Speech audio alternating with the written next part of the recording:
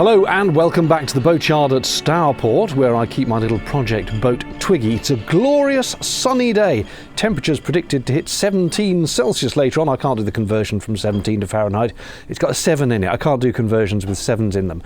The excitement at the moment is that right behind me you see that low loader there. It's just brought a narrowboat that's going to be unloaded into the river. So I thought I might just get a shot of the craning in process, because that's always interesting to watch. Somehow they managed to back the low loader into the yard, which is quite impressive given the number of boats that are here. You had to come up a very narrow lane, around a 90-degree bend, through here, and then another 90-degree turn up to the edge of the water there. So well done, that driver. That is, I'm told, a 62-foot narrowboat waiting to be craned in. And that is the River Severn. Levels are up, but the flow is down from what it was. We have had quite a lot of flooding locally. So it's high, but it's not crazy flow. And they now just need to attach the crane straps to the boat, up and in. How hard could it be? What I'm actually here for, of course, is the dear old Twigster. I have various things I would like to get achieved today. First of all, there is more water in the bilge, of course, and the water in the cockpit, I'm pretty sure it's not coming from rain or condensation from the canopy above now. I think it's rain that's coming in at the back. You know where I've mentioned we've got rain or something coming in at the back before, and then it's dribbling down into the cockpit. Anyway, the point is there's water in there, there's more water in the bilge. And people have said, well, you need a bilge pump down there. Yes, I do. Now, as it happens, there was a bilge pump with the boat. It's a bit clunky. It's got a float switch on it, and the float switch is attached to the pump with a clunky bit of metal. It's very awkward, and the bilge pump doesn't really fit. It's the wrong type. You need a low-profile one. But it's an electrically operated bilge pump with a tiny little 12-volt battery and a tiny little solar panel charging that battery. So I have resuscitated them, revived them, dug them out of all the bits, and they work. The battery's got charge in it, and the float switch activates the pump. However, the float switch only comes on when there's at least that much water, and at the moment there's about that much water, and the pump, though I held the float switch manually, the pump was struggling to suck even that much water. So it's clearly designed for when there is a decent volume of water, not the amount that's in there at the moment. But the point is, we have a battery and a solar panel and a little system that works. So I think I'm going to buy a low-profile bilge pump and stick that in its place, and then I can just leave that, hopefully, running for future water in the bilge. And yes, there have been times when I've suddenly regretted taking the drain plug out the back of the boat, but I did have my reasons for doing that. Namely, I don't want a hole in the back of the boat, even if you have filled it with a bung. Once the boat is in the water, I'd rather not have that. So whilst it's annoying at the moment not to be able to drain the bilge, once the boat is back in the water, I will be happy that there isn't that drain there. Anyway, that's the bilge situation. That's the tiny little solar panel, which was inside, and it was stuck to one of the windows originally, but I've just put it here. I'll tape it onto the outside of the window, and the sun comes down this side of the boat, so it should just get a tiny trickle charge, hopefully enough to do its job. There's the little 12-volt battery, 13 amp hours or something. Convoluted mix of wiring, because there was a bilge override switch, which I don't have on at the moment. There's the bilge pump, and there's the float switch with this clunky bit of metal that was attached to the bottom of the bilge pump, and you can see how this thing really only sucks up water when it's got a decent amount to suck up, which it doesn't at the moment. However, we've got the beginnings of a system there. As for the bit of water that is in the bilge now, I guess I have to scoop it again. Blast. Interestingly, and I use the word interestingly very loosely indeed, round the back, my capillary plan for removing water from the splash deck doesn't seem to have worked, because look, there's loads of water in there. It is hitting the towel, but it's not working its way up and over and draining. But the question again is, how is that all getting in there? Because I have had the tarp over, and the canopy of the boat itself goes over the top of the tarp, so the rain should come off the canopy and onto the tarp and down. Did I already say I've got various things I want to achieve today? Firstly was sorting out the bilge pump, or at least seeing what the bilge pump situation is, and I've now done that. I know I need to buy a low profile one and a long length of hose, and that should hopefully see me sorted on the waterfront. Secondly, I've bought a piece of thin plywood, 5mm thick plywood. That is to remake the little covers that go over the lockers in the boat. There are existing ones and they're all a bit rotten and knackered, so new bit of ply, and I'll just trace around the old ones, cut them out, take them home and varnish them a few times, and I will feel then that I've actually made something, and that in that way I'll feel I've got some progress.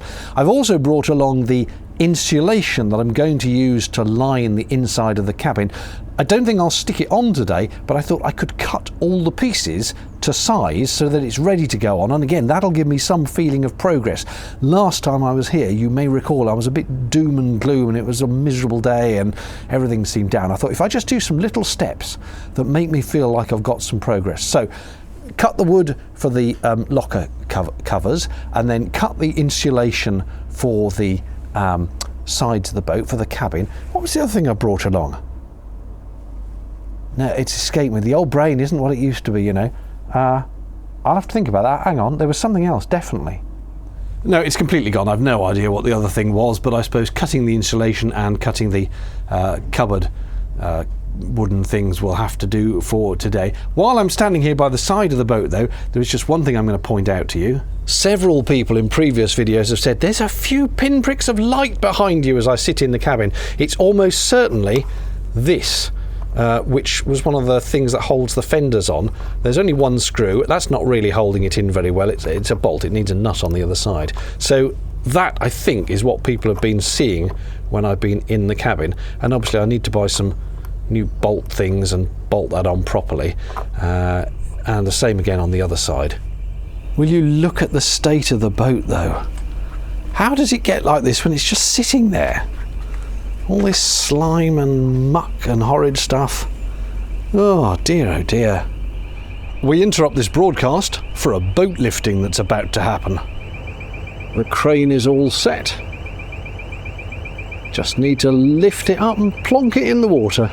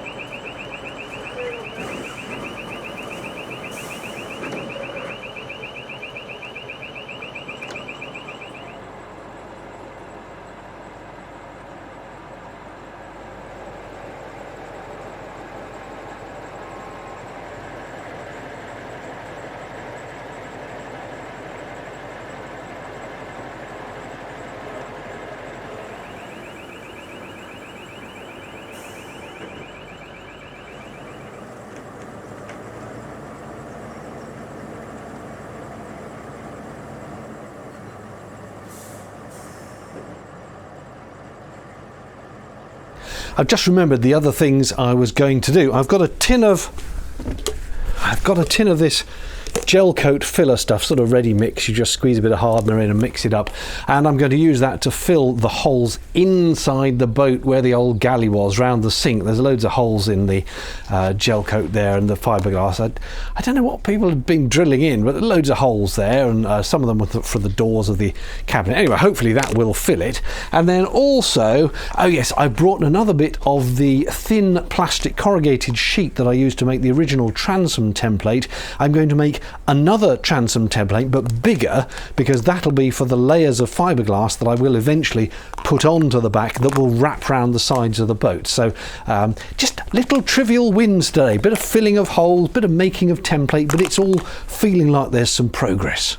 How about I actually get on with some boating work then? I've got this, which is one of the locker covers, which is looking a bit grubby, and I need 4 that size, which I reckon I can just, if I'm careful, get out of this one sheet of ply. And then there is in fact a 5th one that goes right up in the bow that I've forgotten about, so I'll need to get another bit, but I'll do these to start with, and then I will have achieved something.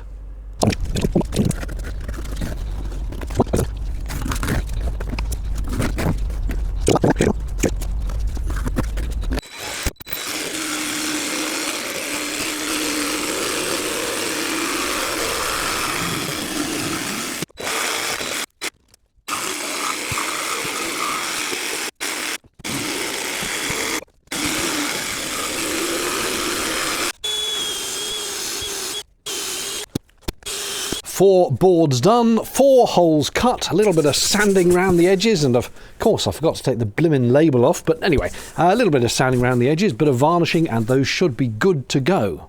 There's the hole that it covers, and... oh! Look at that! It fits! Ta-da!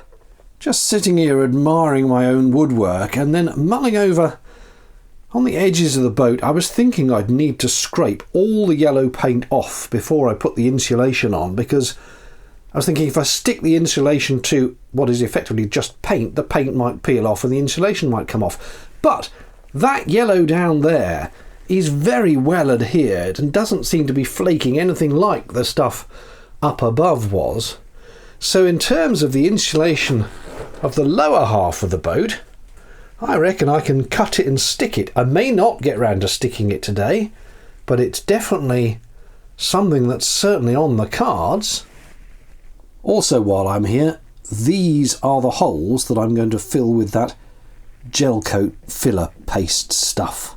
I think while the sun is out and the back of the boat is exposed, I will have a go at making up that template for the fiberglass sheets that will end up wrapping round when I finally put the new transom in and blah blah, when we have just a little bit more consistent weather. I think today it's almost at the right temperature, but I'd probably want it a little bit higher for a few more days because it's supposed to get cold again after today. So we're nearly there. We're nearly at the point where I can actually do this darn thing. Roll on end of March perhaps, maybe April.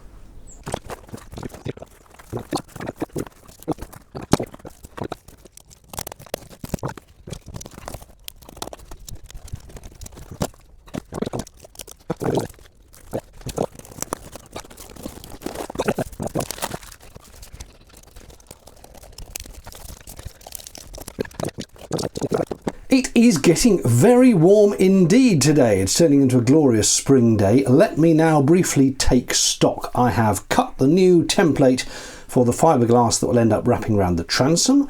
I have cut the plywood that is going to sit over these lockers. That just needs sanding and varnishing. I have investigated the status of the bilge pump and discovered that the little battery does have voltage. And I need to actually check the little solar panel is producing anything, but I've hung it in the sun in the optimistic hope that it is. So now I just need to do a little bit of filling with this Terroson Up 620 gel coat filler in some of these little holes. Just cosmetic really, it doesn't have to be flash, just a bit of cosmetic, and I'll end up sanding and painting over it in the end anyway, I expect.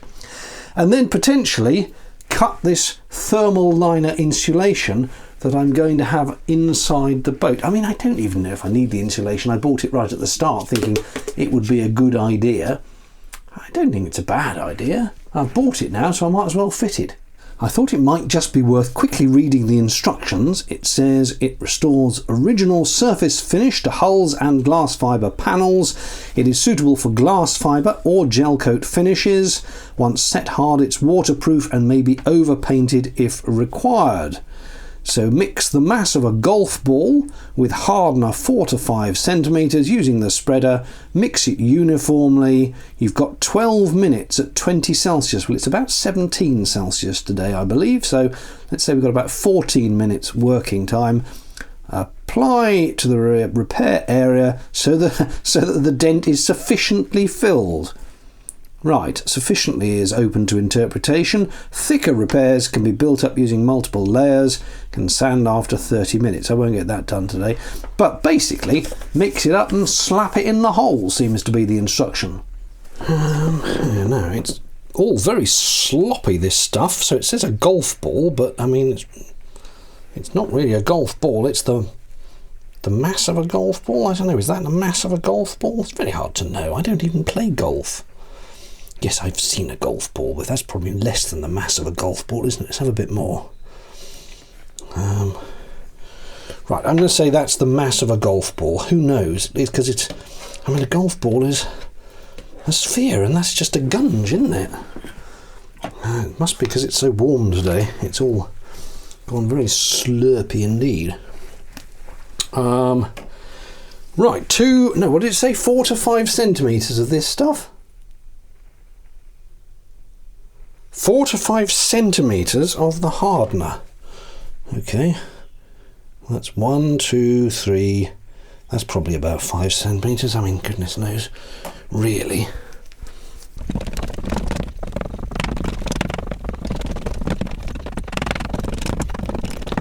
This is very, very gloopy stuff. I feel sure it ought to be a bit thicker than this. I mean, it is gelcoat filler, admittedly, rather than the previous stuff I used from them was fiberglass filler. This is gelcoat filler.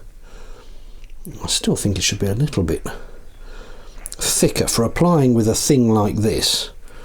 I feel it should be a bit thicker, but anyway, let's give it a blob.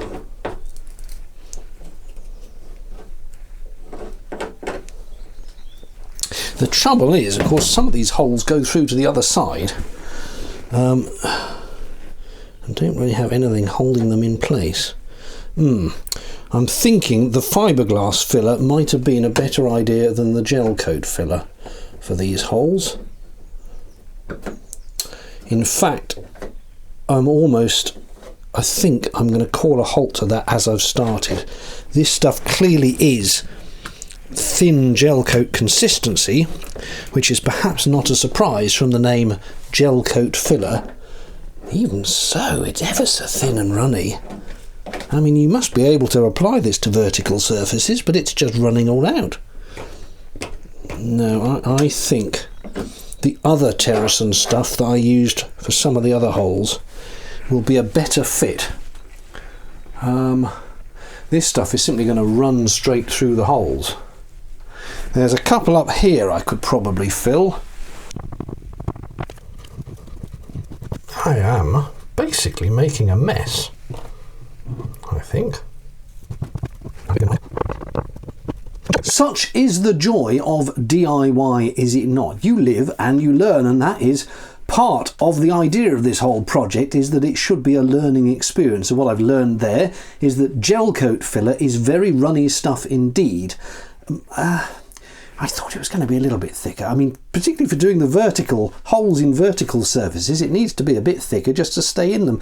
But I think it will work well as a top coat filler when I've filled the bulk of the hole with something a bit thicker. And I remember the previous Terrason stuff I used, which was sold as a fiberglass filler, had a much more putty-like consistency. So I'll get another tin of that, fill the holes with the putty, slightly curved to leave a layer that I can then fill in with the gel coat filler. So I think that's the end of the gel coat experiment for today, which unfortunately means I've now got the lid of the whole thing full of slightly setting gel coat filler. I mean, if it gets much stiffer, I suppose I might be able to apply it to some of the holes in the few seconds before it suddenly turns solid. I'll leave it there and give it a few minutes. I've got a lot of it over me, of course. Incidentally, there are those holes from that fender holder which needs new screws or bolts put through it. I fear you are going to think me making an excuse now, but with the failure of the gel coat filler experiment, I was going to move on to cutting this insulation stuff. However, this morning, just as I was preparing to come out and get everything ready, I was making a cup of tea and something suddenly, as it occasionally does, went twang in my back, right across the width of my back, just for no good reason. I was standing at the sink filling the kettle or something. It was nothing strenuous, and something twanged, and I relaxed. I did all the things when you get a kind of cramp, and I thought I was doing okay up until 2 minutes ago, when, having just put the gel coat aside, I moved and I felt it all twanging again. And I don't think it's going to be sensible for me in this confined space to be leaning over cutting the insulation. So yes, perhaps I am making an excuse. I'm not sure. What I don't want to get to is the point where I can't move because something really twangs in the back. I've had that before, or I just have to lie down for a couple of hours immobile, and I don't want that to happen while I'm here on Twiggy. So in fact, I'm very gently going to call it a day, I think, and come back to the insulation on a day when my back isn't playing up and giving me funny issues. Yeah, I can really feel it starting to tense up now. I think I need a nice warm shower. I've had a reasonable day, haven't I? I've done that woodwork, looked at the bilge, had a failed gel coat experiment. There's tiny bits of progress. So that will be that for this one, and thank you for watching.